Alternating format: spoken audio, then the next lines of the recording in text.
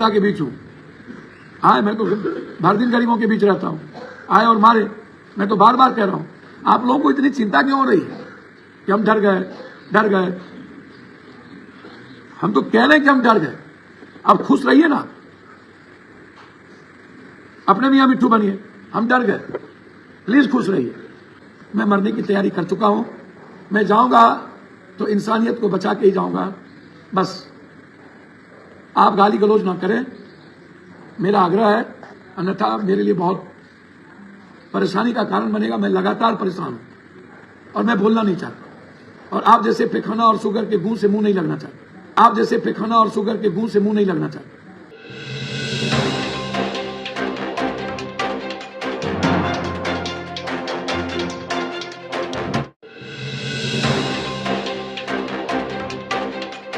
करनी सेना को मार के अध्यक्ष को मारा गया।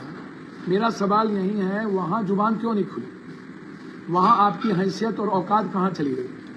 वहां इतना कायर और कमजोर क्यों हो गए?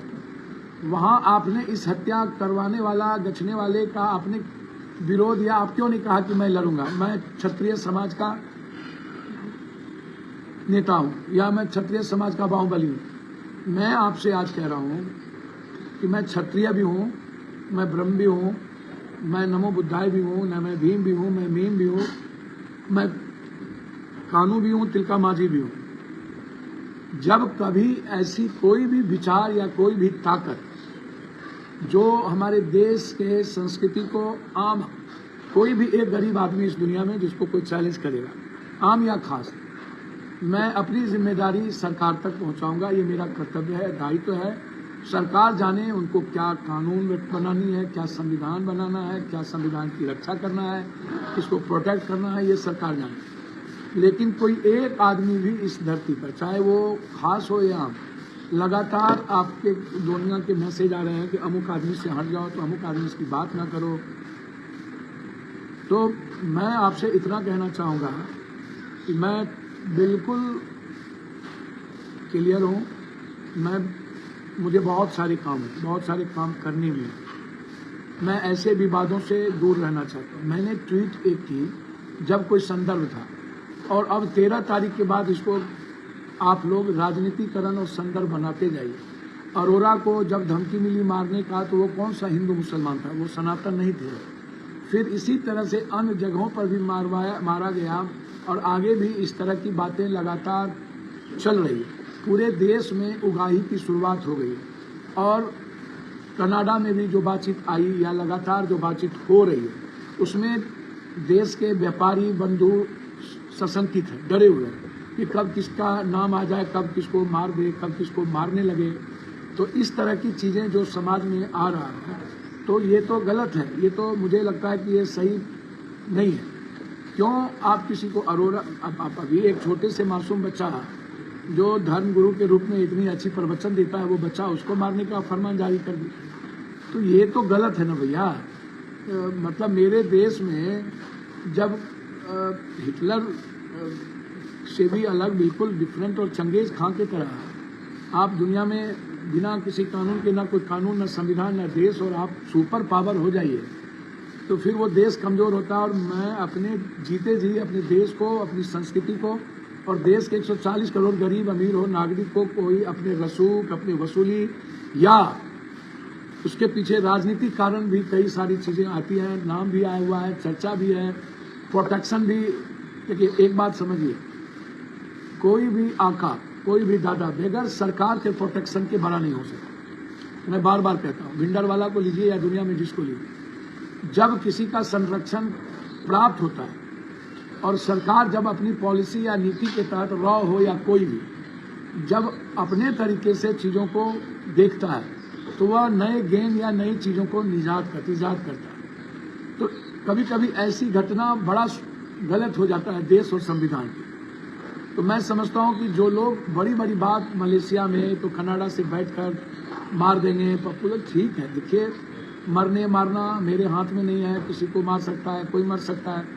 लेकिन सवाल उठता ये है कि सरकार हमारी क्या कर रही है? लगातार चीज़ों पर चीज़ों आ रही है, तो सरकार क्यों मोड़? सरकार क्या चाहती है? सरकार किसको भगत सिंह, चंद्रशेखर आजाद या गोडसे बनाना चाहती है? और उसके पीछे सरकार की मंशा क्या है, सरकार की भूमिका क्या है, और सरकार ऐसे लोगों को संरक्षण क्यों दे, और इतनी बड़ी घटनाओं के बावजूद भी सरकार गंभीर ना हो और सरकार मौन रहे, और सरकार को एक नागरिक की भी सुरक्षा की जिम्मेदारी है। तो मैं तो हम बार बार कहते हैं कि आप कहते हैं सुरक्षा। कल भी मैंने किसी से देख रहे थे, कोई नीरज बाबू एमएलसी हैं, मैं नीरज बाबू एमएलसी साहब से आग्रह करूंगा, मैं आपका बहुत सम्मान करता हूं, इज्जत करता हूं, करता रहूंगा।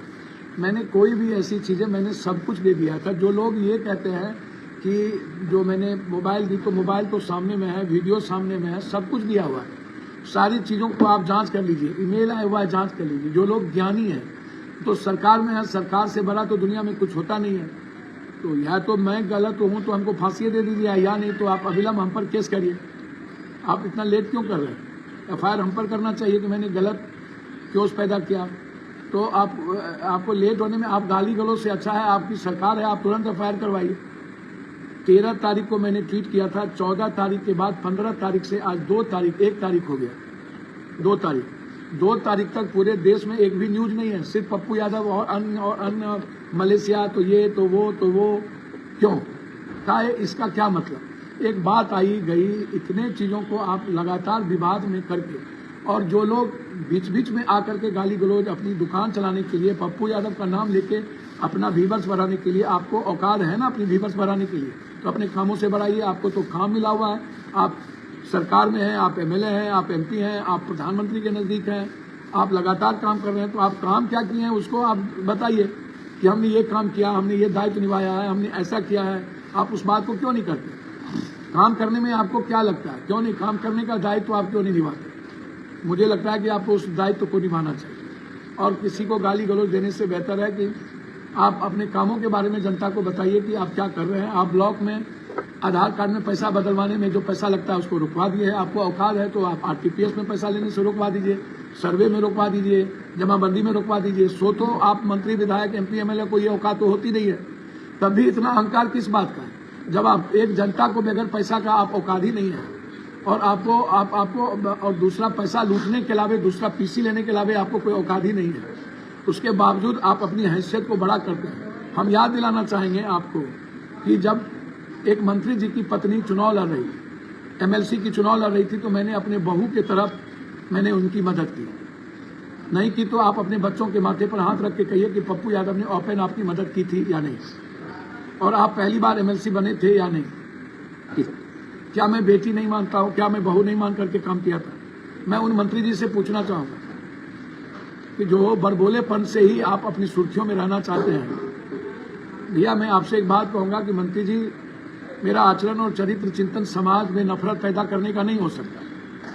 हम सब लोग एक परिवार के हिस्से हैं, कोई जाति नहीं है। मैं फिर कहना चाहूंगा कि आप थोड़ा सा इतिहास पढ़िए।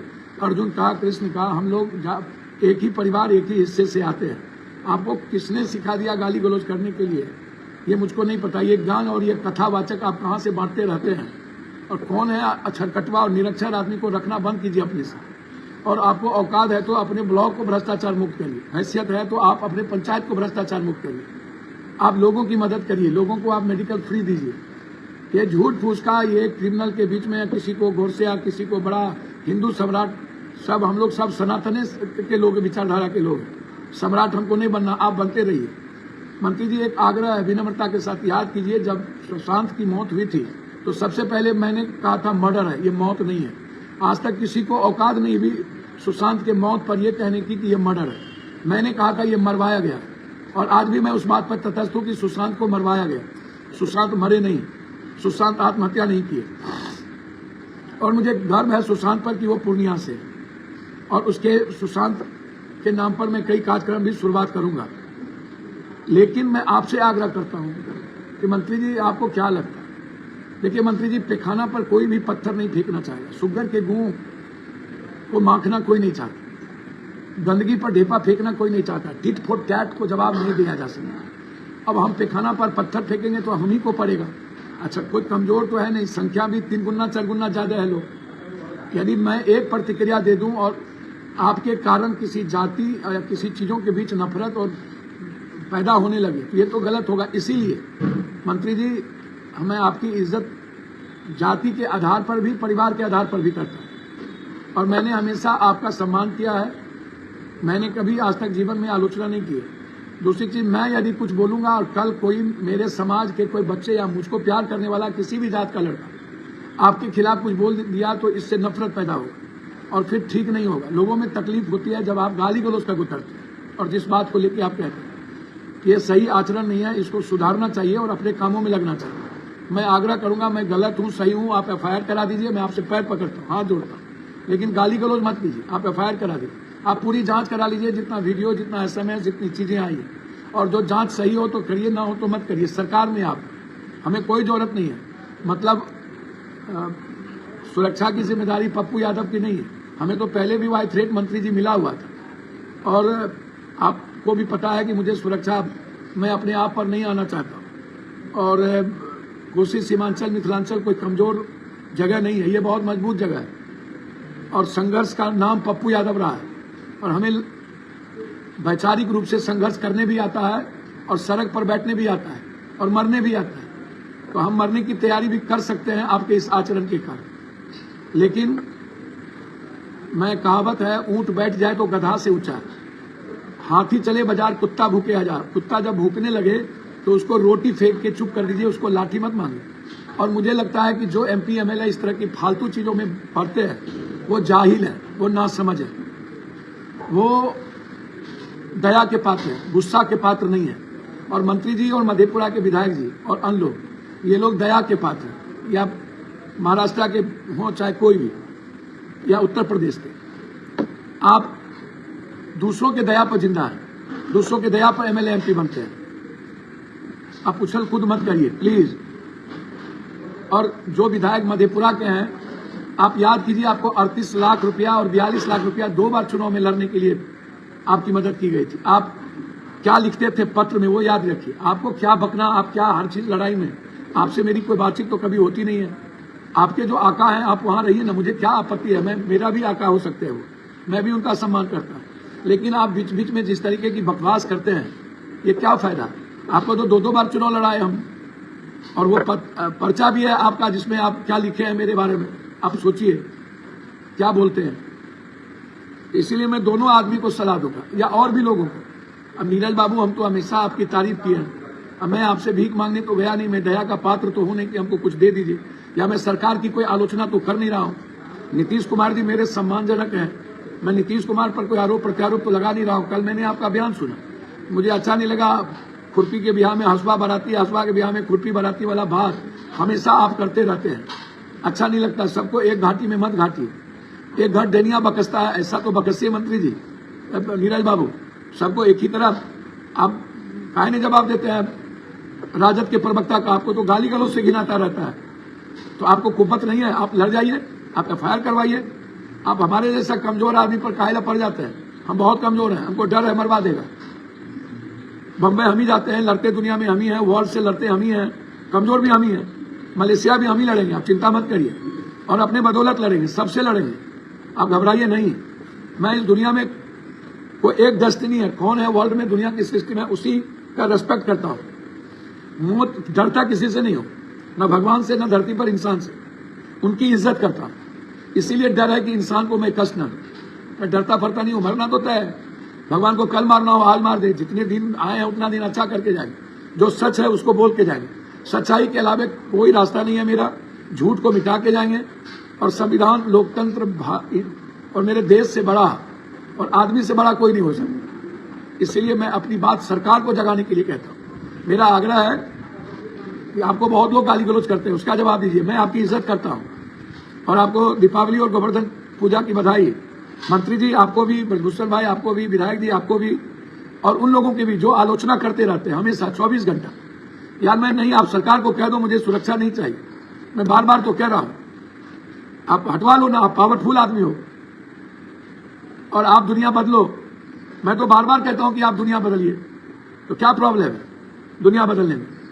तो अच्छा नहीं लगता। मैं आपसे आग्रह करूंगा कि मैं फिर बार बार कह रहा हूं कि देश में बहुत काम है, कोसी सीमांचल में विकास को लेकर के है, फैक्ट्रियों को लेकर के है, बहुत सारे काम करने हैं। तिथि की तरह आकाश मत टेकिए। मैं किसी दिन भाई दिवे मेरी मुंह से भूल से भी कुछ निकल गई तो शायद वो बहुत भारी पड़ेगा। ये सही नहीं है। किसी भी चीजों की एक सीमा होती है।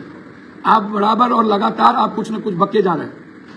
हर 3 दिन 2 दिन पर सुर्खियों में रहने के लिए, अरे आपको अपनी चट्टा क्यों नहीं, अपनी औकात क्यों नहीं है सुर्खी में रहने के लिए? आप अच्छा काम करिए। पप्पू यादव के सहारे क्यों अपनी जिंदगी जीना चाहते हैं? यदि आपके आंख में पानी और शर्म है, लाज है, बेहयापन है, तो मैं आपके रास्ते नहीं आता हूं। आपको मेरा विचार अच्छा ना लगे तो आप प्रेस कॉन्फ्रेंस करके कहिए कि उनका विचार अच्छा नहीं है, लेकिन निजी हमले उचित नहीं है और हम लोग एक दूसरे पर निजी हमले ना करें। और मेरी सुरक्षा की चिंता आप मत करिए, जनता करेगी, हमारे लोग करेंगे और मैं काम कर रहा हूं। मैं जनता के बीच हूं। आपका यदि कहीं से उनके साथ संबंध है, इतला है, तो फोन कर दीजिए कि मैं जनता के बीच हूं। हाँ, मैं तो भर दिन गरीबों के बीच रहता हूं, आए और मारे। मैं तो बार बार कह रहा हूं।